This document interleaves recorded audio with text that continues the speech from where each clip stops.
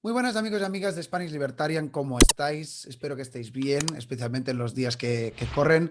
Seguimos con las entrevistas. Hoy traigo una persona que conocí hace relativamente poco. Vi que lo entrevistaron en el canal de YouTube de Mi Crowd, que por cierto dejaré el link en la descripción por si queréis mirar. Antes de continuar con el vídeo, me gustaría comentaros que estoy colaborando con la editorial Unión Editorial. Si seguís el link que hay en la descripción, todas las compras que hagáis en las que introduzcáis el código SPALIB, SPALIB, tienen un 5% de descuento. Además, los envíos son gratis si resides en España, y si haces una compra superior de 20 euros te regalan el libro autobiográfico Hayek sobre Hayek. Sin más, os dejo continuar ver el vídeo, pero os animo a que entréis en este código de descuento. Tenemos hoy con nosotros al doctor en Economía. Él trabaja en la Universidad Católica de Pereira, Colombia, Antonini de Jiménez, y estaremos hablando de varios temas, pero sobre todo de su último libro. Antonini, ¿cómo estás? Ignacio, ¿qué tal? Un saludo, muchas gracias por tenerme aquí hoy contigo y compartir un rato. Bueno, el libro, si quieres puedes enseñar la portada, tiene un título bastante, bueno, que te apela directamente, vamos a decir, Despierta, razones contra una vida en aislamiento. Vaya con el tema. Así que la primera pregunta que te voy a lanzar es muy clara, que es que nos ayudes a despertar. A ver, ¿qué es lo que tenemos que despertar de este letargo? Un poco cuál es la Bueno, tesis que lanzas en el libro. Ignacio, la tesis, bueno, el libro básicamente es que está escrito siguiendo una especie de método socrático entre un profesor de filosofía que intenta, y a mi juicio consigue, refutar todos los argumentos que la comunidad médica nos ha estado lanzando a lo largo de este ya más que largo semestre de confinamiento. Y pues bueno, refutando todo esto y explicando, intentando explicar las razones que hay más allá de aquellas sanitarias, que son solo las superficiales, que explicarían de una manera mucho más coherente, productiva y profunda el por qué nos ha dado por confinarnos, cuáles son las verdaderas razones que nos han llevado a confinarnos. Eso sería en un resumen muy resumido del libro.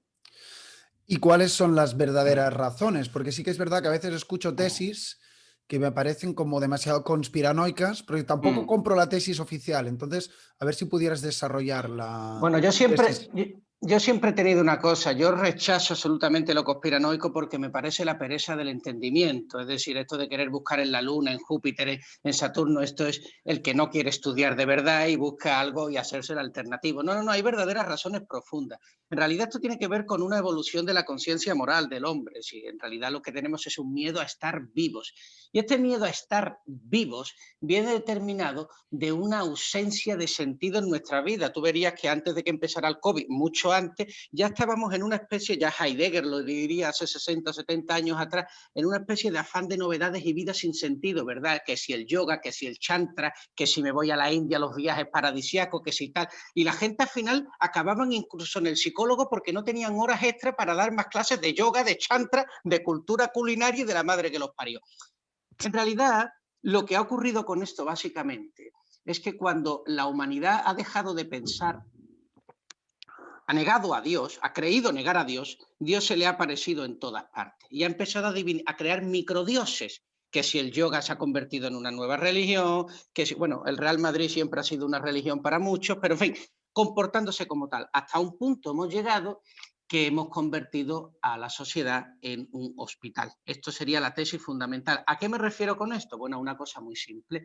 Nosotros hemos dejado de ir a los médicos para curarnos, esto ya ocurría antes del COVID, íbamos a los médicos para salvarnos. Toda esta cosa de medicina preventiva, de que me digan con 300 años vista si me voy a morir, de qué, a qué hora, cómo y cuál es el tratamiento, evidentemente esto es una negación de los principios naturales de la existencia, es decir, de la incertidumbre. Y cuando el hombre tiene miedo a vivir, el hombre le tiene miedo a lo incierto. ¿Cómo se evita el miedo a vivir? Llevando a cabo una vida plena, de sentido, algo por lo que luchar, algo por lo que vivir que supere tu propio ombligo.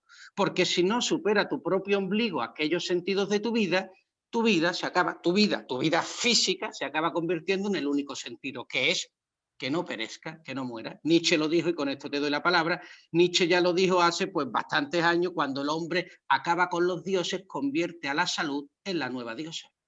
Mm.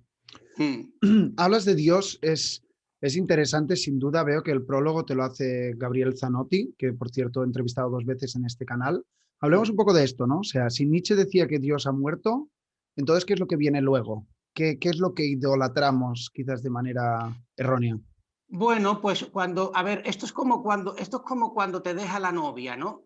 Que acabas viendo a la novia por todas partes, ¿verdad? Vas al bar y ves a la novia en el vaso de whisky, vas a no sé cuánto y vas a la discoteca y llamas a tu madre por el nombre de tu exnovia. Pues lo mismo pasa con Dios, pasa lo mismo. Cuando tú intentas creerte que la idea de Dios, cuidado con Dios, no entro aquí en un Dios o en otro, sino la idea de un sentido claro, coherente, profundo y universal de las cosas. Cuando ese tipo de cosas desaparece, acabas viendo a Dios por todas partes. Lo confunde. ¿Qué significa ver a Dios por todas partes? Significa que dejas de ver a la humanidad como humanidad. Es decir, que vas buscando en la humanidad un concepto salvífico, esto salvador, esto lo vemos en Karl Marx, ¿verdad? Karl Marx era ateo y todo su capital está lleno de contenido teológico. El fetichismo de la mercancía es teología, el paraíso perdido por medio del proletariado que conquistará nuevamente la realidad es otra carga teológica. Es decir, que si tú realmente quieres ser ateo, si tú realmente quieres ser ateo, lo mejor que podrías hacer es ir a misa, porque así solo tendrás a Dios los domingos por la tarde y el resto de la semana te podrás dedicar a otras cosas. Cuando eres ateo, acabas convirtiendo a Dios en tu preocupación de lunes a domingo full time. Y eso es lo que les pasa a los ateos de hoy, que son más creyentes que ninguno. Y no pueden pensar y entonces ven al médico como un salvador, o van al chantra y un salvador, o ven a Iker Jiménez y creen que Iker Jiménez es un salvador, en fin, pues tú ya sabes, ¿no? Mm. Bueno, es una tesis interesante y aparte como ateo que soy, pues también me resuena de alguna manera. Sigamos un poco entendiendo tu punto. Te escucho y me pregunto, ¿qué es lo que nos dice esto un poco sobre la esencia humana? He visto una entrevista que te habían hecho y decías una frase como que cambiamos de amo con mucha facilidad con tal de no cuestionarnos las cadenas, ¿no? Que también es una frase potente. Entonces, a ver si se entiende mi pregunta o mi reflexión. El tema es que no necesitamos a Dios, tenemos que crear otros dioses o quizás tenemos que, o lo hemos planteado todo mal. No, o sea, a ver, esto tiene una cosa positiva y negativa a la vez, pues como todo. Lo positivo ha sido que al liberarnos un poco de Dios, le hemos dado protagonismo a lo humano, y eso en sí es positivo. Mm. Eso en sí es positivo. El problema es que lo hemos dado de una manera incorrecta, porque lo humano solo se puede dar protagonismo cuando mantiene un poco la distancia consigo mismo. Te pongo un ejemplo. Cuando tú tienes un granito en la cara y te acercas mucho al espejo para reventártela, te miras la cara y no distingues tu cara. Estás demasiado cerca del espejo. Cuando te vas muy lejos del espejo, tampoco defines tu cara. Necesita una justa proporción. Ahora tú cambias este marco de reflejo, espejo-cara, conviértelo en tu Dios, como si Dios fuese una especie de espejo que te permite de alguna manera mantener la distancia con respecto a ti mismo. ¿Por qué? Porque si elimina a Dios, acabas estando muy en ti mismo, muy ensimismado, que es el problema de la posmodernidad, de los feminismos, de los ecologismos y de los animalismos, que se creen que de alguna manera el hombre es el punto único y preciso. Intentan humanizar el resto de cosas, ¿vale? Humanizamos a los animales, humanizamos la naturaleza sufre, tenemos que cuidarla, y de ahí nacen, entre otros vídeos que yo he hecho, como sabes, el de la fe del ecologista, ¿no? Que el ecologismo se acaba convirtiendo en una religión. Pero bueno, no entro en eso, o sí, pero más tarde. A lo que me refiero es que no hemos hecho las cosas mal, lo que pasa es que necesitan tiempo. ¿eh? Yo, una de las ideas que aplico básicamente es que las personas deberían de buscar a su vida un proyecto que traspase su propio interés personal, o que su interés personal sea un interés que traspase su propia utilidad, porque si no, corre el riesgo de que se dé demasiada autoimportancia. Y cuando te das demasiada autoimportancia a un ser que de cierta manera somos cómicos, pues porque estamos llenos de fallos, de límites, pues es evidente que las ganas de vivir se nos caen. Decía un filósofo, y yo creo que con esto va a quedar muy claro, un filósofo romántico alemán, Heinrich Heinz, llegaba un niño por la calle y le preguntaba en Weimar, enfrente de la catedral, y le decía al niño, oye, ¿cómo es posible que hoy día no podamos construir catedrales tan bellas como la que se construyó en Weimar hace 200 años? Y él le dice, porque estas catedrales solo las pueden construir hombres que tienen convicciones, no opiniones. El hombre de hoy se ha convertido en un hombre de opiniones. Es detestable. Es absolutamente detestable una opinión. Lo que uno tiene que tener son convicciones y luego cambiarla en el caso de que las otras convicciones sean más potentes. Bueno, otra vez es interesante y bastante como contraintuitiva tu tesis. No sé si hay espectadores que son randianos, pero no sé si un poco les rechistará un poco lo que dices, ¿no? De vivir para los demás. A ver si pudieras definir un poco esto. En el mundo liberal se Mm. entiende, se pone como el individuo en el centro y como actuando en el mercado por el propio interés, pero tu tesis dices que hay que vivir para los demás, pero entiendo que tampoco no apelas al altruismo tal y como normalmente lo entendemos. A ver si lo puedes definir, Antonini. Claro, la pregunta es fantástica, Ignacio. Es que vivir para los demás es la mejor manera de vivir para uno mismo. O mejor dicho, uno solo es capaz de vivir para sí mismo cuando vive para los demás. Esto hacía Adán en mí. Al fin y al cabo, la mano invisible de Adán en mí es un vivir para los demás. Ya. Él habla del concepto de simpatía en la teoría de los sentimientos morales. Por ejemplo, ¿acaso eso no es un vivir para los otros? Y yo Ya. diría, es que el capitalismo no es el Estado, de alguna manera, no el Estado, sino la forma más elevada que ha alcanzado el ser humano de compartir, de amar, de crear riqueza. Es decir, uno se cree que el socialismo es amor, pero el socialismo no es amor, el socialismo es imposición, es un amor impositivo, es un amor que dice obedece.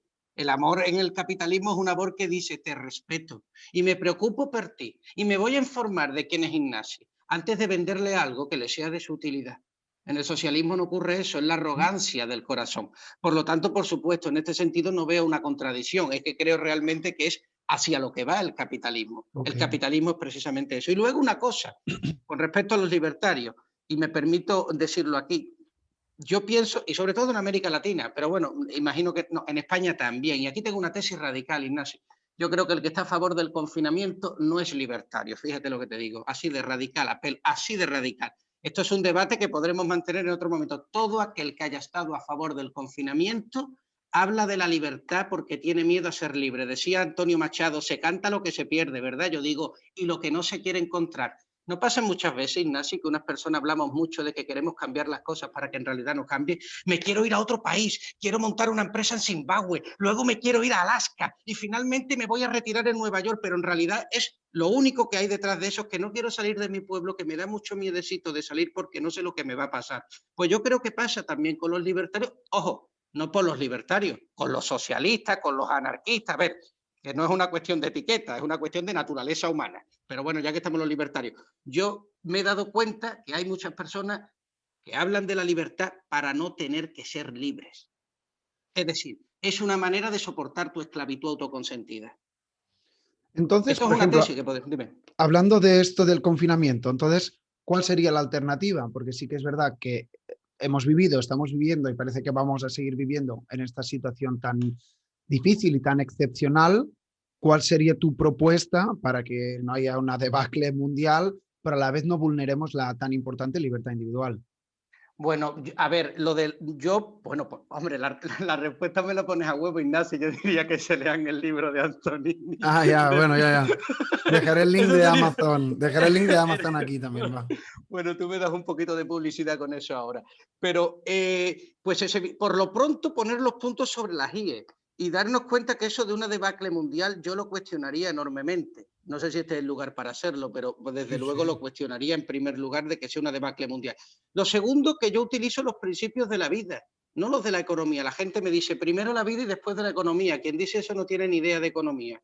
Ignacio, Mm, ni idea de economía. ¿por Porque el qué? que cree que la economía, claro, porque es que si la economía es la ciencia de la elección, que es lo que nos diferencia de los animales y de los dioses, Dios no elige porque es omnipotente, los animales no eligen porque son elegidos por el instinto natural, si solo somos nosotros los que elegimos porque tenemos principios de razón, coño, la economía es la vida. Salgo a la calle o me quedo, me lavo los dientes, me acuesto, me pongo calcetines o veo a mi prima, acaricio al perro o me tomo un gin tonic. No, es que esto que nos parece algo como, eso es economía, porque es tomar decisiones que son alternativas y que no pueden ser simultáneamente realizadas. Eso es economía. Por lo tanto, ¿qué quiere decir esto? Que tenemos que aplicar el coste de oportunidad a la pandemia. ¿Qué es el coste de oportunidad a la pandemia? Oiga, vale, usted se quiere encerrar porque lo va a matar el COVID. Bastante cuestionable, por cierto. Pero vale, ok, vamos a suponer que es así.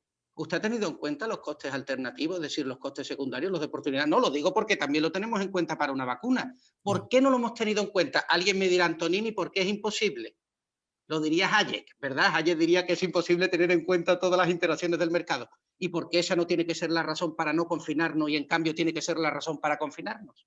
Pues precisamente porque no podemos conocer cuáles son los costes secundarios de no confinarnos es por lo que no nos tenemos que confinar, no por lo que nos tenemos que confinar. Es decir, que a mi juicio lo que hay detrás del confinamiento es miedo. Y el miedo es el primero, segundo, tercero y último enemigo de la libertad. Y entonces, claro, las personas no van a decirte, no, yo no tengo miedo. Lo que pasa es que quiero ser solidario con los otros y con los viejos. En el libro de Antonini cuestiono eso. Claro. Yo intento sacar a la luz todas las mentiras piadosas que nos damos para seguir pensando que somos dignos y no somos cobardes. Oiga, no, reconozca que es un cobarde y luego podemos empezar a hablar, pero no me venda rollo de que una amenaza mundial va a acabar con el planeta. Ya solo tienes que ver que el 16% del PIB cayó en el semestre pasado. Si eso no es un ataque atómico, tú me dirás. Sí, también es verdad. Y aparte, si me permites la opinión, también creo que la pendiente resbaladiza que acarrea esto es peligrosísima, porque a la que empiezas a dar potestad al gobierno para que te vaya quitando libertades, libertades por tu bien, el incentivo de ellos es seguir ensanchándose y seguir quitándote libertades. Vamos a centrarnos en un punto que has dicho, lo has dicho antes y lo has dicho también ahora, que es el concepto de la incertidumbre, ¿no? Conectándolo también con el miedo y demás. ¿Qué pasa con la incertidumbre? E incluso me gustaría saber tu opinión como doctor en economía, porque sé que muchos economistas quizás de cuerda liberal y demás hablan de la incertidumbre como justamente lo que motiva la acción, de que el futuro no viene dado y de ahí viene la exploración, ensayo-error, oferta-demanda, etcétera. Bueno, la incertidumbre, Ignasi, yo diría que es la vida. La vida es incertidumbre y cada vez que queremos evitar la incertidumbre lo pagamos de dos maneras. O quemando la tarjeta de crédito o imponiéndonos cadenas. Claro, es que no hay otra. O sea, si tú quieres, por ejemplo, y te vas a un viaje y dices, voy a alquilar un coche, pero hay yo, y si me caigo por un precipicio, lo voy a asegurar a todo riesgo. Te cuesta el dinerito. Y si se me cae una piedra cuando voy por la montaña, me voy a poner un... ¿Entiendes? Es imposible vivir así. Y por el otro lado está la certidumbre, el gozo que te provoca la esclavitud. Me voy a someter a mi mujer, me voy a someter al Estado, me voy a someter a mi suegro y por lo menos yo me quedo tranquilo. El ser humano siempre paga un precio por la certidumbre. Siempre paga un precio. Es verdad que necesitamos una combinación de certidumbre necesaria. Si yo necesito saber que van a ocurrir ciertas cosas para ir a comprar el pan, es inevitable. Pero una cosa es esa certidumbre que tiene que ver con las costumbres cotidianas, con los usos, con la moral, y otra cosa tiene que ver con la incertidumbre de aquellos elementos, Ignasi, que nos dan fundamento a la vida, que por ejemplo es la creatividad, que por ejemplo es la innovación. Es decir, aquellas que por ejemplo es la riqueza, el arte. Es decir, aquellos elementos inestimables que tienen que ver con el espíritu de lo humano, con lo que nos dignifica, eso tiene que ver con la incertidumbre. Por lo tanto, ¿cuáles son las sociedades desarrolladas? ¿Las que son ciertas? No. Las que son capaces de manejarse la incertidumbre. ¿Cómo? ¿Fustigándose? No. ¿Rezando? No. Las que son capaces de dar un paso hacia el vacío y aplicar por medio de la valentía, creatividad, conocimiento, valor añadido, etcétera, etcétera. Y bueno, y ahí tienes esos países del norte de Europa, Estados Unidos, etcétera, ¿verdad? Hablemos de esta fórmula porque también me gusta que estas entrevistas podamos hablar de ejemplos que la gente entienda. Vamos a decir que tú eres un cocinero y te pido una receta. Entonces, háblame de la receta de estos países que dices que aplican las buenas fórmulas que después, qué sorpresa, pues nos llevan a más prosperidad, más riqueza, innovación, creatividad y demás. Si fueras Vale, un cocinero, lo vamos a hazme ahí hacer. el decálogo. Como a mí me encanta hacer tortillas de patata, te lo voy a hacer con una tortilla de patata. Vamos a ver. Lo primero que uno hace es necesita un bol y necesita un bol que sea hondo, donde van a ir cascados los huevos y las patatas, ¿verdad? Ese bol de alguna manera es el capital humano de una sociedad. Es decir, la hondura que tiene su sociedad para poder resolver cuestiones y problemas. Luego llegan los huevos, ¿verdad? Que tú los cascas y se convierte en una especie de líquido, de magma líquido, ¿no? De los huevos que tú tienes que cuajar. Esa manera de cuajar los huevos, es decir, de que queden funcionando, sería el capital social, es decir, la confianza, es decir, los lazos de unión que se establecen las empresas entre ellas, las personas, a la hora de realizar actividades conjuntas, por ejemplo, que generen rendimientos crecientes de escala, que se dice en economía. Es una palabrota, pero en realidad rendimientos crecientes de escala es matar dos pájaros de un tiro. Mete un input y sale dos outputs. Es Pero decir, es como dime. valores y costumbres intangibles, Exactamente, ¿no? Compartidas. exactamente. Luego llegan los trozos de patatas que nosotros ya hemos frito que vamos a mezclar con el huevo. Claro, eso ya tiene contundencia. De hecho, cuando tú tiras la patata en el huevo hace ¡plaf! y estalla el huevo, ¿verdad? ¿Qué sería eso? Eso serían, por ejemplo, las instituciones, es decir, el respeto a la ley, los derechos de garantía, el respeto a la propiedad privada, la transparencia, la capacidad, por ejemplo, para poder manejarte en un ambiente incierto, tiene que haber ciertas cosas ciertas. Claro, no te puedes tirar la incertidumbre de la incertidumbre. ¿Y qué cosas son ciertas en los países ricos? Aquellas cosas como, por ejemplo, lo que vienen siendo las buenas instituciones inclusivas, derecho, respeto a la ley, que usted me va a pagar si yo hago mi trabajo, que si hay un litigio vamos a ir a un juez y va a poner orden, etcétera, etcétera. Eso tiene que ser cierto. Es curioso que en los países pobres eso es lo que no es cierto. Es decir, que tanto los países pobres como ricos combinan certezas e incertezas. Lo que pasa es que los países ricos combinan certezas e incertezas productivas y los países pobres combinan certezas e incertezas improductivas, ¿verdad? Es decir, esa combinación existe porque forma parte de la naturaleza humana. ¿Qué es lo que pasa en un país en desarrollo? Pues que es incierto el juicio, que es incierto que me pagues, que es incierto el respeto a los derechos de propiedad, pero, por ejemplo, es muy cierto lo que va a pasar si sales a la calle, porque normalmente hay un orden, no hay una dictadura, o, por ejemplo, sabes que te van a matar, como en Venezuela, porque es un caos, o que te van a robar, etcétera, etcétera, ¿no? Entonces, de alguna manera sería así. Y luego, cuando ponen la tortilla, todo eso mezclado en la sartén, ¿verdad? Y a fuego lento, y luego le dan la vuelta y vuelta, ¿eso qué es lo que sería? Bueno, pues yo diría, por ejemplo, que eso sería la estabilidad macroeconómica del país, ¿verdad? La parte más alta y la parte más baja. Es decir, un ambiente que sea seguro, que sea confiable, que genere confianza, que no genere distorsiones o inflación, que tenga unas cuentas públicas relativamente sanas. Y si no son relativamente sanas, que se puedan gestionar de manera relativamente pues coherentes, ¿no? Los países pobres pueden endeudarse menos que los ricos, por la sencilla razón de que los ricos son más confiables, hay más fiducia que en los países pobres. Por eso España, la deuda pública española es más alta que la de Colombia, teniendo el mismo número de población. Pues precisamente porque a España le van a prestar más que a Colombia, porque España, pues bueno, sus derechos de garantía son mayores que en Colombia. Entonces, algo así, ¿no? Diríamos. Y luego el puntito de sal, ¿verdad? ¿Cuál sería el puntito de sal? Pues yo diría que el puntito de sal sería la capacidad de un país, pues eso, que sea valiente, una clase política, ¿verdad? Que no sea cobarde como la nuestra española y miserable, que se encierra en el conservadurismo atroz del español cainita, que rechazó tener una letra, un himno porque se defiende negándose. Ya sabes que los catalanes y los vascos no se quieren ir de España. Si tú crees que los catalanes y los vascos se quieren ir de España, también te han mentido. No, no, no, no, no. Lo que pasa es que el español se realiza como español negándose. Tú dirás, ¿negándose? Sí, es el único país que cuando se caga en España se afirma. Por eso es neurótico el español. Si tú mañana le dices, por ejemplo, a los catalanes y a los vascos, mañana estáis fuera de España, te llegan y te dicen, ¿cómo fuera de España? ¿Tú qué estás diciendo? No, no, no, no, no. Es que nosotros queremos querer a España así, pero no solo los vascos y los catalanes. ¿Cómo son los andaluces? Yo soy andaluz. ¿Tú qué te crees? ¿Que en Andalucía no hay nacionalismo? Sí, pero ¿cómo es el nacionalismo andaluz? Yo creo que es más inteligente que el catalán, pero bueno, no voy a entrar en polémica porque se puede liar la de Dios.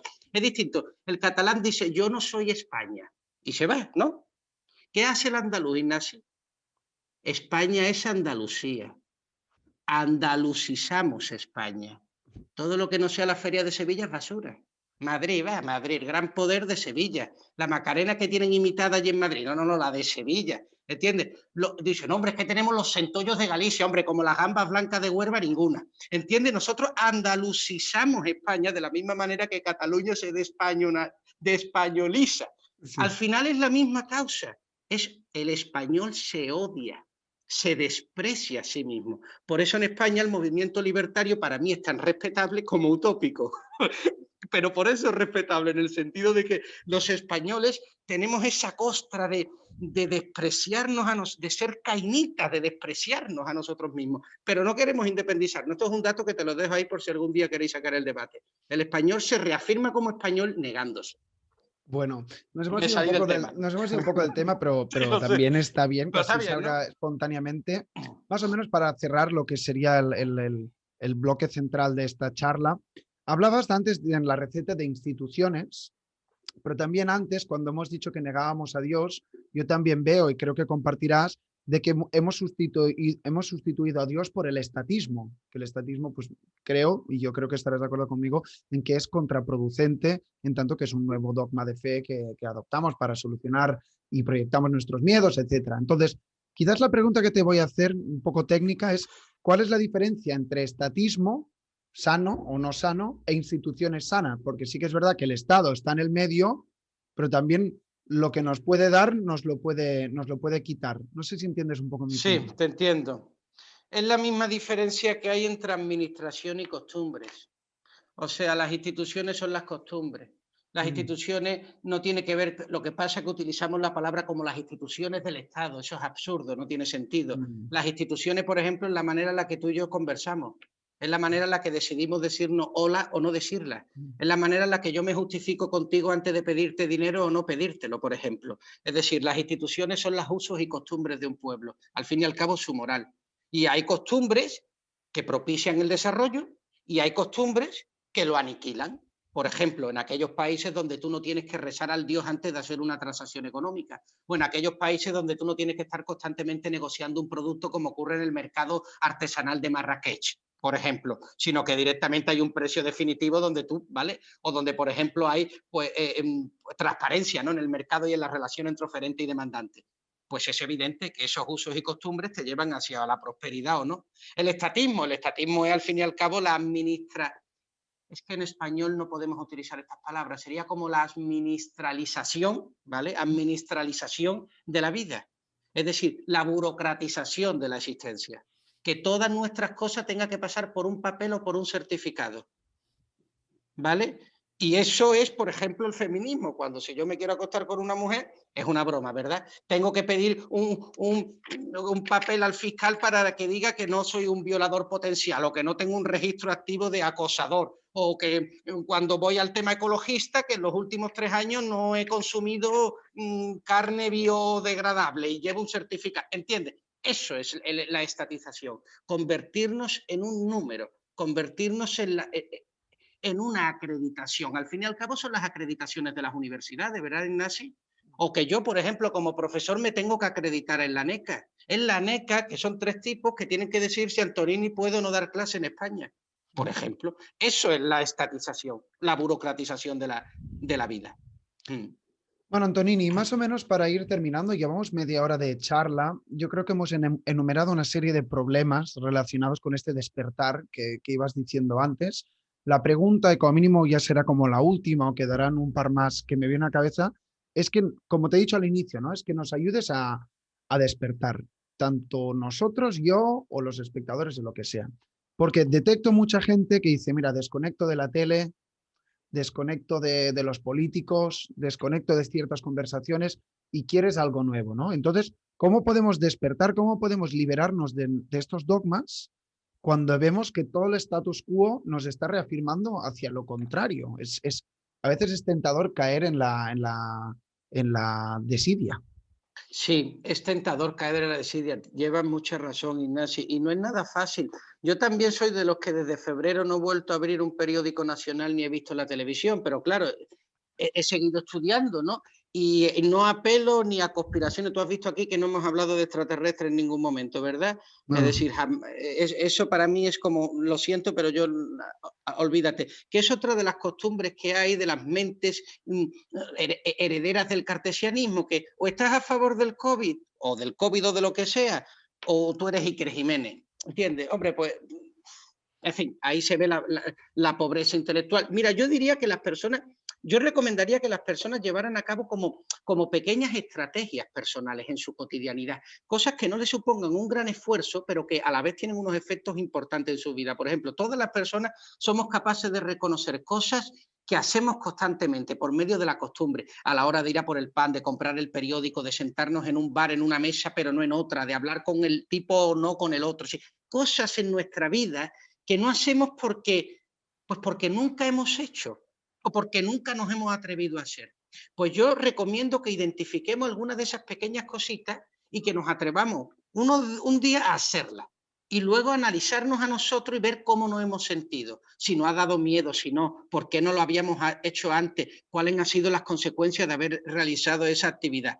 Esas pequeñas actividades abren un mundo gigantesco de significado en nuestro interior y nos predisponen para batir, por ejemplo, como tú dices, la desidia. Al final la desidia es la estrategia del cazador casado.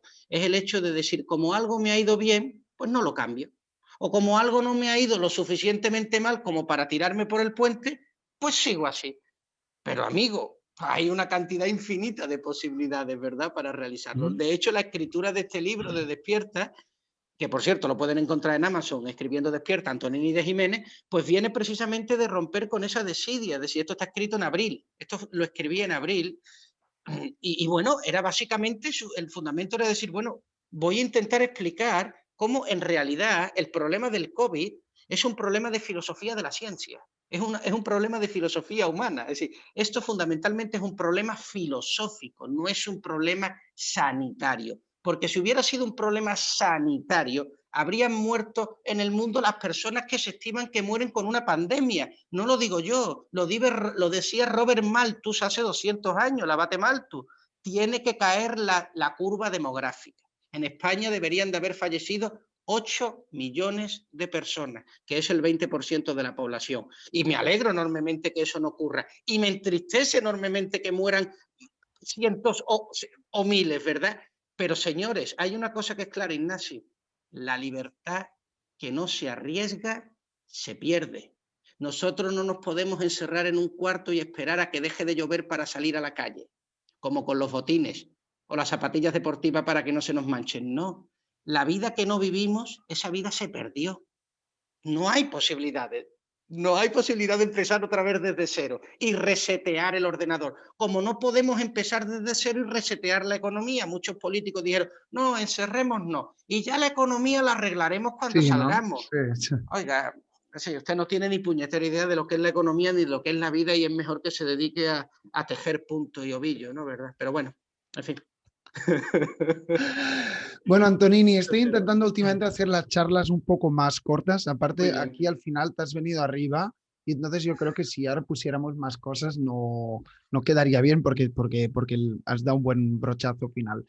Ha sido un placer entrevistarte y como siempre digo, antes de que cierre, no sé si quisieras añadir algo.